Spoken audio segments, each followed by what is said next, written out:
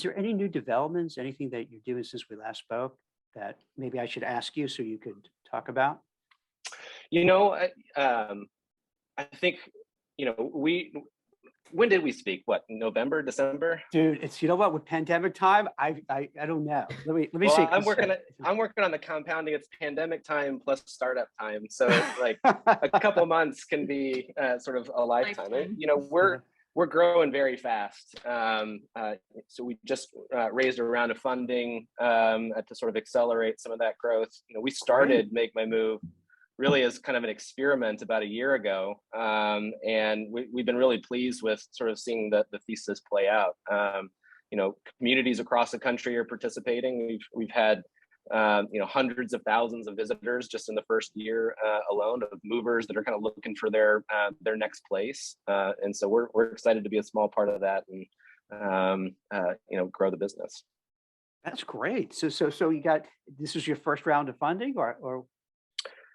So first under MakeMyMove, yeah. So so we had been for a couple years working on a project to help recruit talent to the state of Indiana, and it was really kind of those tools and methodologies that we kind of rebranded as MakeMyMove and rolled out nationally. So certainly our biggest round of funding, so a little over $2.5 million of kind of seed funding to get moving, start hiring some engineers and off to the races.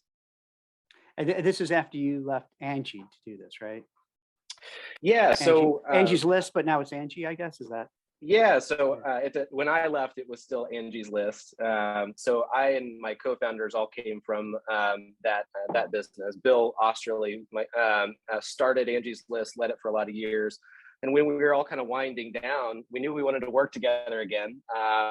We just didn't know what it was. And you know, at the time, we were starting to see some data coming out of schools that suggested the workforce was shrinking in the state of Indiana for the first time in the state's entire history. So, you know, those are big, scary numbers. And we thought we could actually make, use all the targeted marketing and consumer brand experience that we developed at Angie's List to sort of find and qualify would-be movers to Indiana at reasonable scale. And so we tackled that for a couple years. And you know, the pandemic, I think for us sort of presented an opportunity. Number one, we recognize that the issues that were plaguing Indiana plague communities all across the country and the world for that matter. I mean, you know, Italy is going through the exact same thing that Indiana is, you know, in that they've been losing residents for, you know, a lot of years,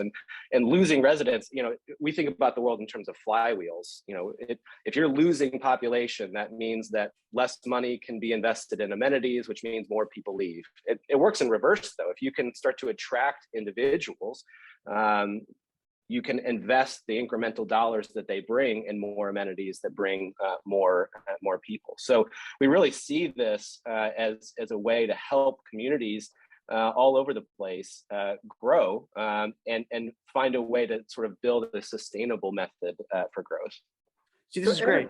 You just, we didn't do the official, you know, introduction, but you just, I didn't want to interrupt you because you were giving such a great flow of what you're doing, all that, but let me properly introduce you. Okay, so Evan, great. And it's Hock, right? Is that right? That's correct. Yep. Eric Hock, founder of MakeMyMove, and I think he just eloquently walked through what he does. And for the happy. Actually, I'm going to interrupt you real quick because you said Eric and not Evan, so I think we have to start.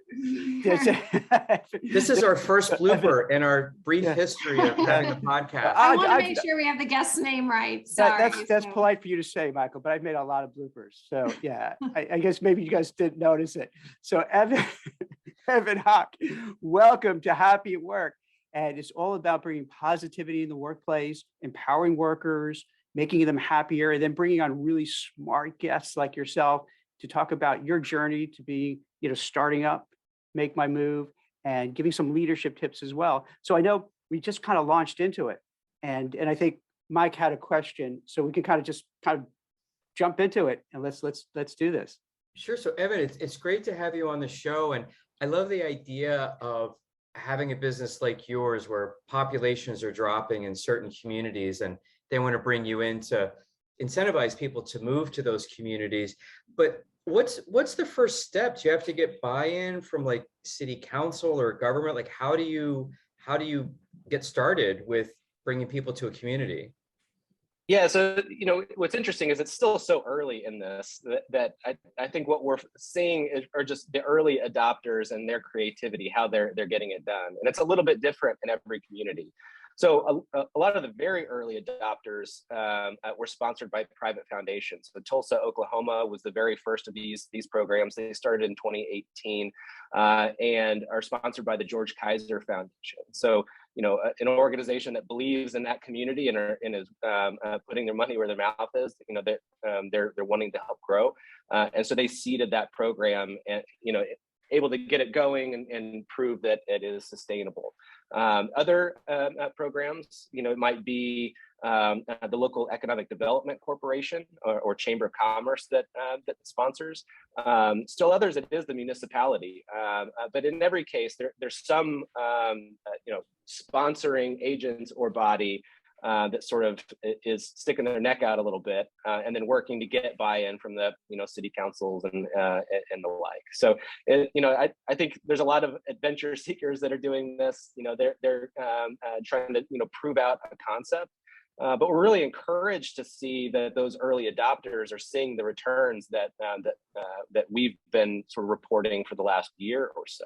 These remote workers are enormously valuable to these local economies. They bring themselves, they bring their jobs, their economic spending, their taxes.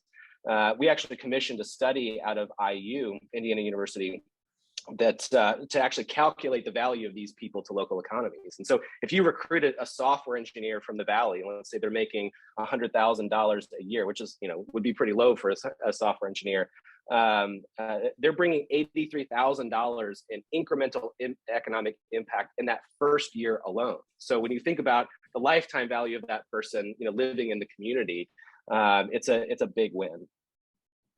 So Evan, again, welcome to the show. And I'm really curious to kind of take a step back and talk a little bit about who it is that you're attracting to your platform. If I'm a remote worker and I'm living in Boston and it's incredibly expensive and I want to start a family and move to an area that offers a higher, lower cost of living, but a higher quality of life, how would I leverage your platform to help me do that? And you hit the nail on the head in terms of the profile of the person that's coming. This is a major trend. For hundreds of years, people have moved out of sort of the middle of the country towards economic centers, to get jobs. And so, we see sort of high concentration of potential movers coming out of New York and Boston, San Francisco, LA. And for good reason. For a lot of people, those cities have become unlivable. They're expensive, they're crowded, and so what we find is that people are moving for a lot of reasons, but it's kind of their personal decision. They can choose kind of where they want to live, what they value in life, and find the place that matches that. So it's people looking for maybe more affordable places. A lot of people are looking for more rural communities. They want more land. The number one request we get is for acreage, but within reasonable proximity to an airport. So they don't want to be cut off from the world entirely, but they want to spread out a little bit. We're just excited to kind of see like, who are these people? How can we help them? At Purdue's program, where I am right now, the highest concentration was kind of that early mid-career. So maybe people in their late 20s, early 30s, thinking about buying a house, maybe thinking about starting a family, and wanting to find a new spot to settle down. So Evan, when someone finds, it's funny, I think Tessa and I are both in Boston, and we'd certainly love to lower the expenses. We could be like total Zoom teachers. So we actually could be part of your profile. One of my concerns, and I'm curious how you handle this, is I love the lower cost. I love the nature. I can go out with my dog, but what about friends? How do I know that I'm going to go out there and not be lonely and people be like, oh, there's that city guy? Like, how do I you have that welcome? You have that grandma program, right, to help out? Right. Exactly. People want to go places where they belong. they feel like they're connected to that place. And some of the most successful programs are the ones that actually prioritize the sorts of activities that get people plugged in to the community. I mean, the incentives get a lot of attention. They're headline grabbing, $10,000, $20,000 to move, but that's not enough alone to get somebody to move across the country. It de-risks it just enough to make it easy. But what people are really moving to is a new community. And so, we see some of the most successful programs. Jack mentioned Greensburg, Indiana's program. So they're offering $5,000, but a lot of what they offer is programming to get people plugged into the community. So they have what they call a seat at the table. There are events throughout the year that are actually kind of hard to get tickets to, and they got a table that all of the transplants can come, they can network, they can meet new people. And sort of get connected to the community. They actually have a meal delivery program where, once a month for the first year, neighbors are going to bring you food and get to know you. And then they have a grandparents on demand program where a couple staples of the pillars of the community are stepping up, volunteering to, babysit if you need to go out on a Friday night to stand in for your kids at Grandparents' Day. It's easy to say that a community is welcoming. It's another to show it. And I think communities like Greensburg are showing. Purdue's program, they have kind of a young professionals networking program that people can participate in. There's formal programming, so they have lecture series and things like that. And then informal stuff, they'll have happy hours and stuff. But getting people plugged in, there's sort of a we're used to thinking about this as a tech company, but there's customer acquisition and there's customer retention. The incentives are great for the customer acquisition, but they have to immediately start turning their attention to retention. Like, how do we actually get them plugged in so that they stay after that first couple years? This might be a third rail question, so if you don't want to answer it, you don't have to, but I'm just curious about the politics of it. So we obviously live in a pretty polarized country, and sure, we have a lot of migration happening from the Northeast or the West Coast coming into the center of the country. There's going to be different types of politics. Do you ever have to address those types of questions? And is your platform at all involved with kind of local politics as far as what are the values of people who might be migrating towards the center of the country?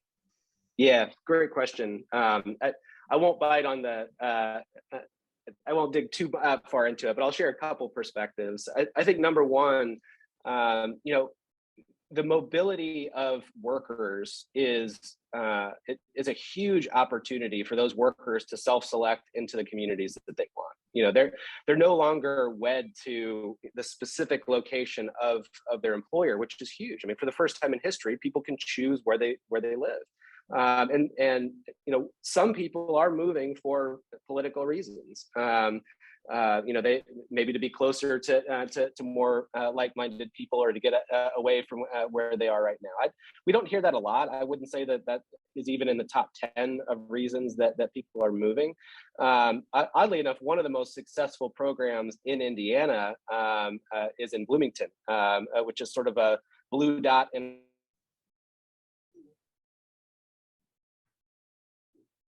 Oh, we lost his internet. Oh no. That's what happens. Sort of if you're in the amenities. queue.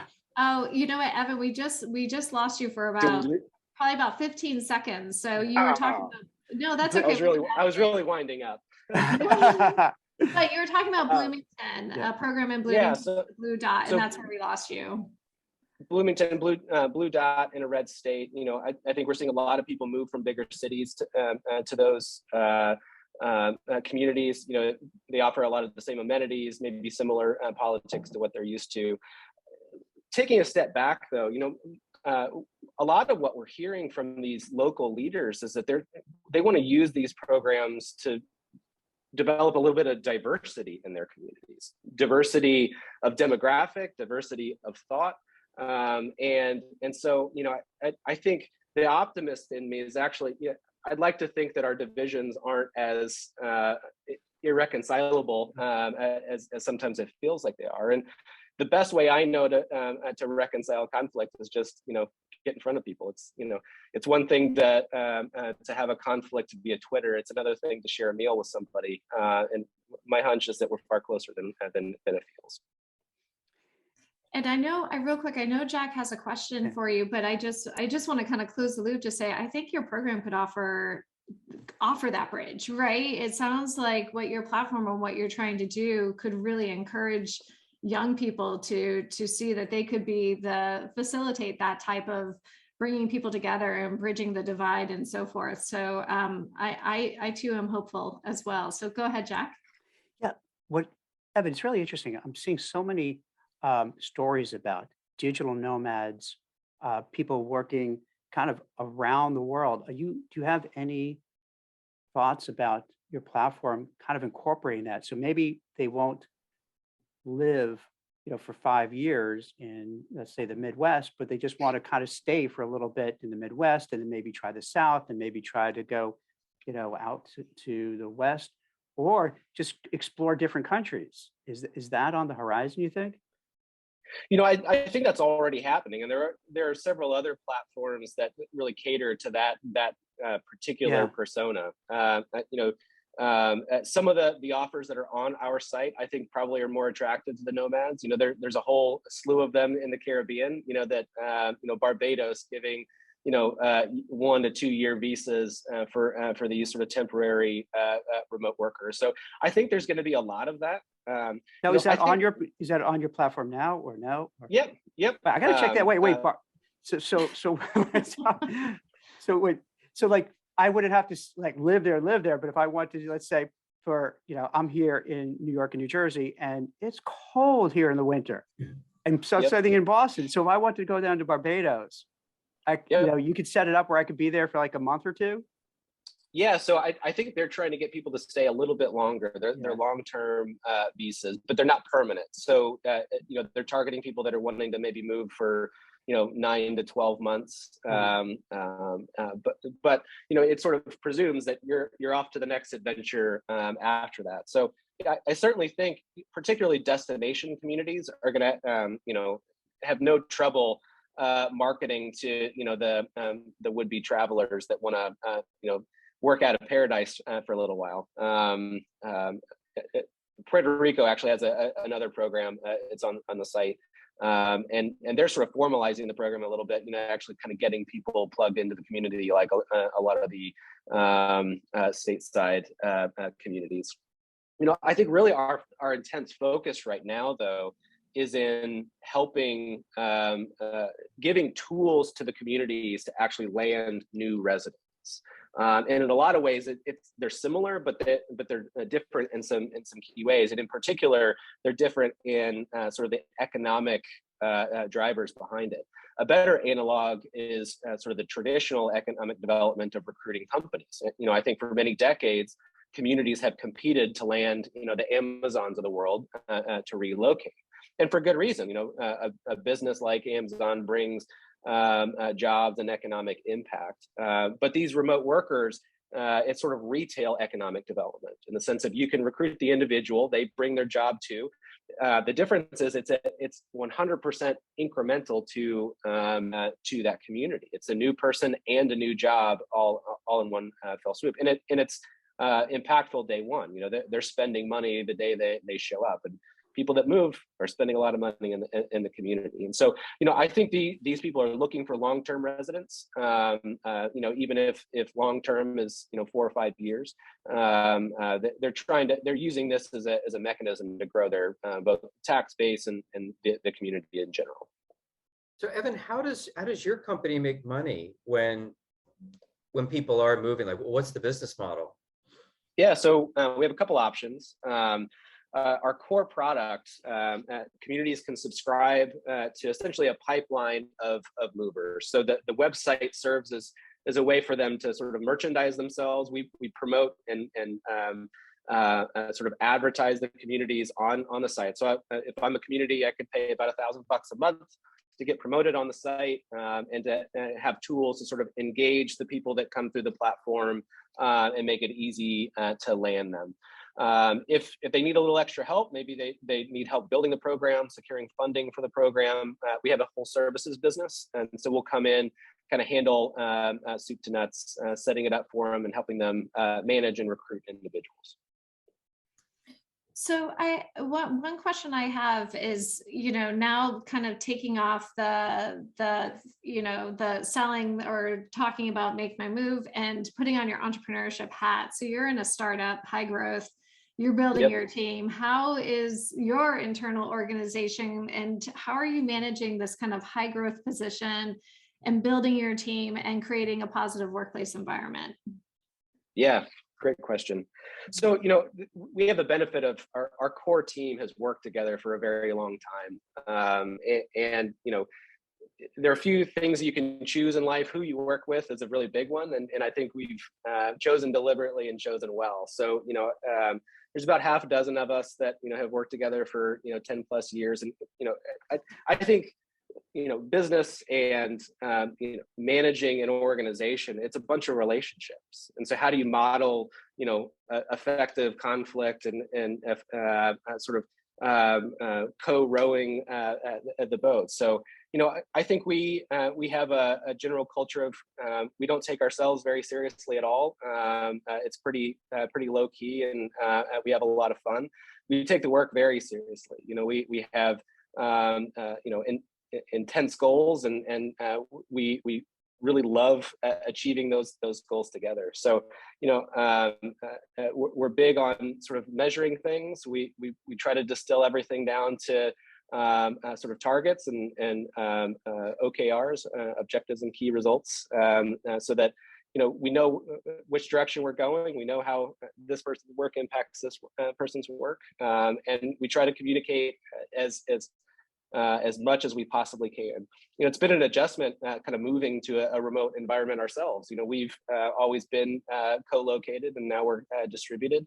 But thankfully, the tools are so much better than they were, 10-ish years ago, that you can still have a highly collaborative, highly sort of relationship-driven culture, even from afar.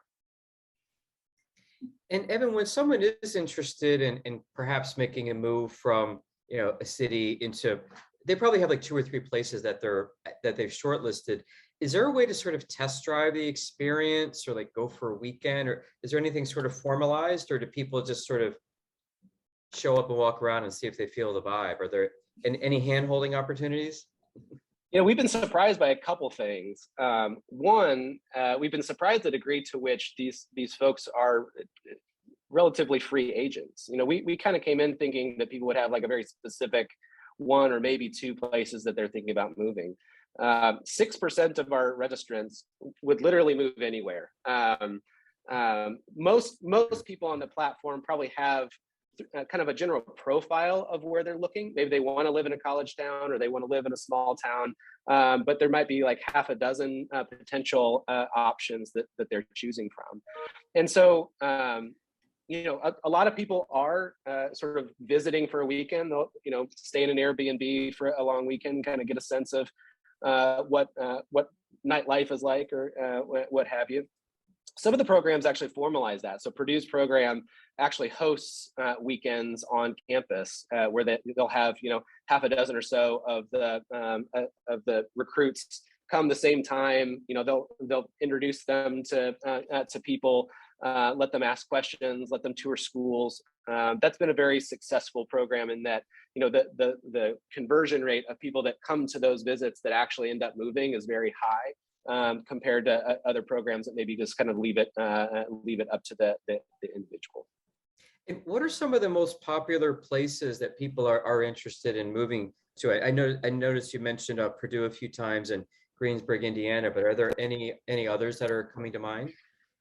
Yeah, so Southwest Michigan has had a lot of applications. So it's a lake town right on Lake Michigan, close to Chicago. So we have a lot of transplants, thinking about moving from Chicago.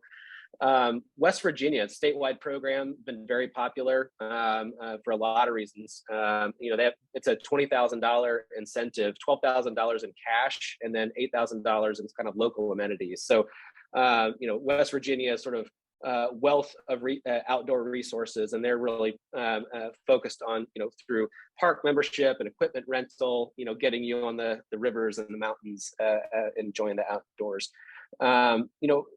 Tulsa, Oklahoma, by far, has had the most confirmed moves. I think they've moved about 1,200 people since starting in 2018.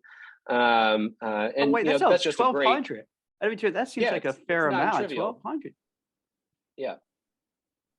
And so you started going to say, like, what's going on there that's jarring you? I think, honestly, if I'm given my sort of outsider's assessment, people want to go where they're wanted, and Tulsa has done a great job of saying, "Hey, we want you here."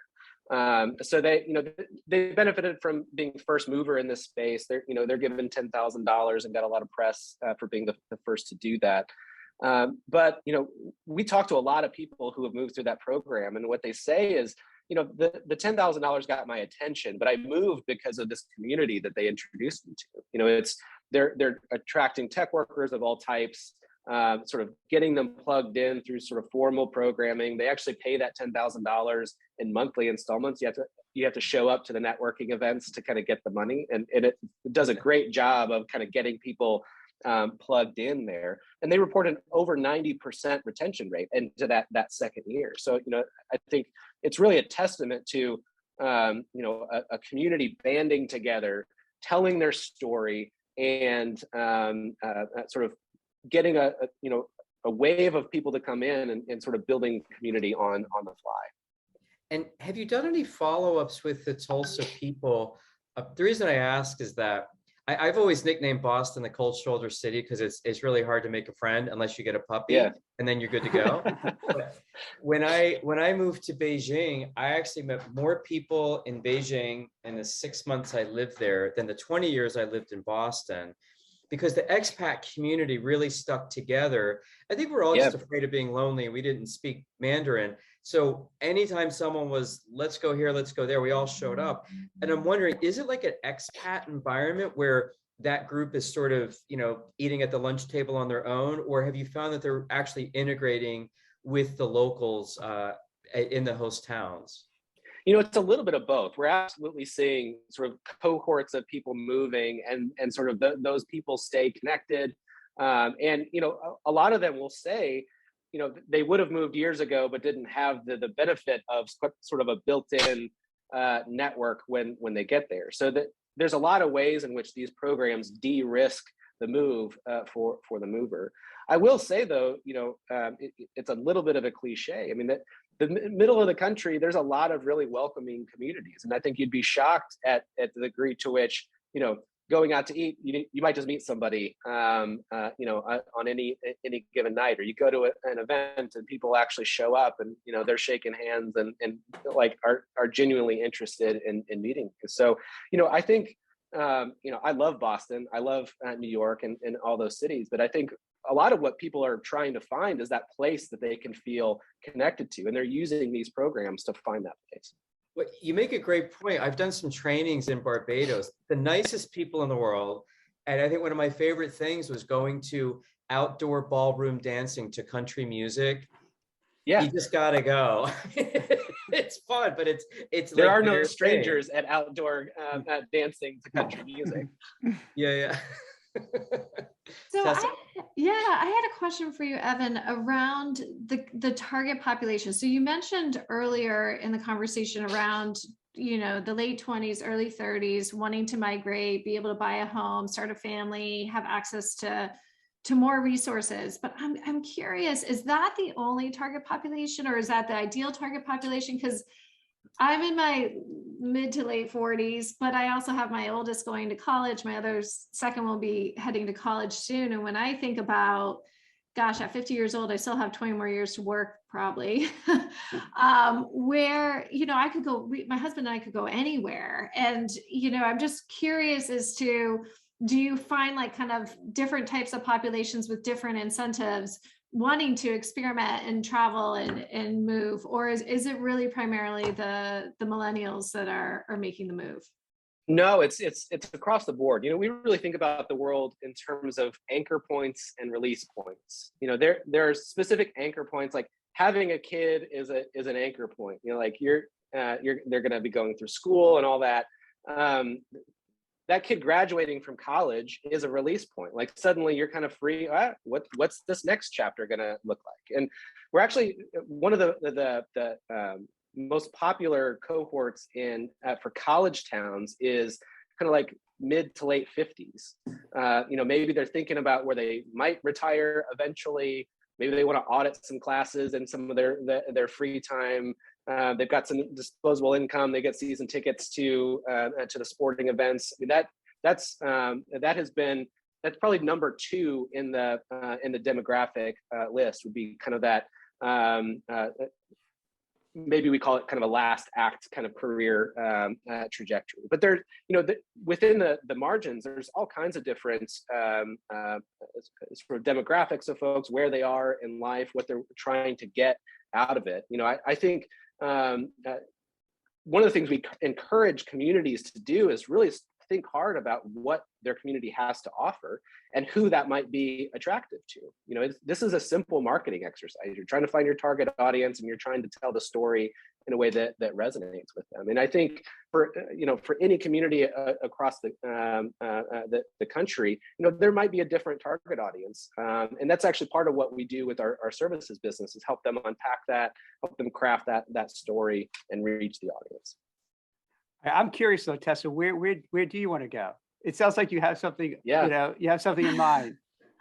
Well, I want to go somewhere warmer. It's top of my list. Top of my list. Yeah, but my husband and I actually, we did a road trip and with our kids almost probably 8 years ago, but we loved the Southwest. We loved Albuquerque, New Mexico, and you know, but when I look out there, it's hard to find a teaching job out of college because there aren't a lot and so forth. But you know, to Michael's point, if I could start to remote teach or build a consulting business and could live anywhere, it's really about that exploration. And when you think about the services that your platform could provide, different populations who will have different needs. You know, if I was in my late 20s with young kids, I might need, you know, a community around daycares and understanding, you know, how to raise kids in a community versus 50 somethings who are empty nesters who, you know, probably just want to have some fun, have a lot more culture and things like that. So, so I think I just was curious as to whether or not your platform kind of serves both populations. Absolutely. And, you know, I think people move for a lot of reasons. Again, like our job is to kind of help them find the place that best matches that next phase of life for them. There are communities in the Southwest that are actively recruiting. So Albuquerque, New Mexico, Tucson, Arizona have programs. And, you know, it's funny because you hear a lot in the news about sort of migration to regions. So you hear that Southwest United States is just, you know, people are flocking there, and that's true in the aggregate. But there are individual communities that, you know, are more winners or more losers, and so there are individual communities that I think are going to start springing up. You know, smaller cities in those areas that, you know, have a vested interest in growing their population and are going to be running these programs as a way to do that. So Evan, as we wrap up, where do you want to live? What kind of things do you want? Oh, I'm firmly in anchor point territory right now. So my kids are in elementary school. We're in Indiana for the foreseeable future. But I'm with Tessa. I think my wife and I have a pact. If we are to move, it will be someplace warmer. It's -3 degrees in Indiana right now. I'd love to be on the beach instead. That is cold. I thought it was cold up here in New Jersey. That is cold. Is that normal? Is that like typical winter temperature there? I would say it's on the cold end of a normal range. You know, in the thick of winter, you know, it's not unheard of to be in the single digits, but this is a cold spell. Although in typical Indiana fashion, it's going to be 50 degrees on Tuesday. So who can keep up? Hey, I haven't seen it on your site, so maybe I missed it. do you have videos of kind of like success stories of people, showing, meeting new friends and looking, showing the towns? Is that on the Yeah, site and I just we missed it, absolutely or? do. So, Okay. and really, you asked earlier about kind of updates. We've been furiously developing the site, and one of the recent updates was new community profiles that has video. So if you look at like Greensburg, Indiana's profile, lots of rich content, both cool. that they produce as well as user-generated content. Locals taking video on their phone about what they love about the community, what they're hoping to get out of this program. I'll shoot you a couple examples, but one of the things that is so exciting about this is just hearing those individual stories. What's motivating people to make that move? What's the experience been like? Did they find what they're looking for? Or are they kind of still searching? It's fun stuff. Do you and your team ever go out there to like Greensburg or wherever and just say hi, how you doing? Now, yeah, I mean, we make the rounds, talk to the movers, talk to the communities. Yeah. It's a very personal exchange. It's the personal nature of the community telling their story, what they love, what they're proud of, kind of the hope and pride that they have for their community on into the future. And then for the mover, it's a highly personal decision. I mean, they're choosing where they're going to spend at least the next couple of years of their life, and it's a big adventure, but it's also a big risk. And so you hear a little bit about their apprehension, a little bit about their hope for the future, but it's all good in my book. Cool. Is there anything we didn't ask you that you think would make sense to add to it, to share with everybody? I don't think so. We covered a lot of it. I'll just maybe add a point of emphasis that we're living through maybe one of the biggest societal shifts, certainly in our lifetimes, but I would venture a guess in many generations. The decoupling of place from employment means that tens of millions of people are free to choose where they live and on into the future. So remote work is less a revolution of the workplace and more a revolution of personal choice and life. You can move based on the things that you value, and I'm really excited to just see over the next 4 or 5 years how people avail themselves to that freedom, and how those choices sort of redistribute the economic impact across the country, and all that comes with it. Well, I have to say, Evan, I think you picked the right time to create the absolute perfect business. So congratulations on that. I 100% agree with your last statement. So many congratulations to you and your team, because I think the future is very bright on that front. So congratulations. Thank you for that. I appreciate it. Evan, it's a great idea. And if you ever make it to Boston, I take all my students sailing. So bring the kids and we'll go hang out on the harbor. I will take you up on that. Yeah. I'm not one to hear an invitation and ignore it. So expect me to show up. Although I know everyone's migrating from Boston, but maybe you can have a reason to. That just leaves extra room for visitors like me. Exactly. It's true. And we're bumping up to a 40-foot boat because I want the 2 wheels just because they're cool. So yeah, we'll just go hang out. Okay, great. All right. Well, Evan, thank you so much. Thank you so much. And I'm going to still kind of put a pitch in there. You got to find a way, not an Airbnb like thing, but a way for like Tessa and I and Christine and Mike to find, like, we could go somewhere warm, but we don't necessarily want to uproot our whole family. So there got to be some sort of way you could do that. Because I'll sign up. I'll be the first customer to do it. If you're able to get us there, like I'll go to the Southwest too. So Tessa, if you're interested, that's a cool area. I love it.